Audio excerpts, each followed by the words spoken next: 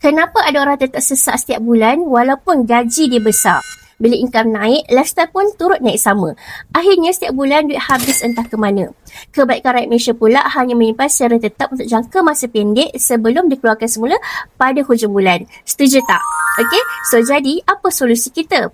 Pertama, cuba kurangkan gaya hidup yang tak perlu. Dan yang kedua, cari extra income supaya kita ada duit lebihan. Tapi kalau tuan-puan jenis yang dah cuba simpan duit banyak tetap gagal, kita tukar strategi dengan cara simpan dalam bentuk emas yang macam ni.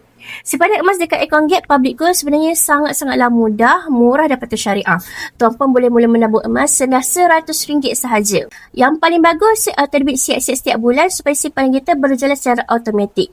Tak perlu tunggu kaya baru kita nak menyimpan.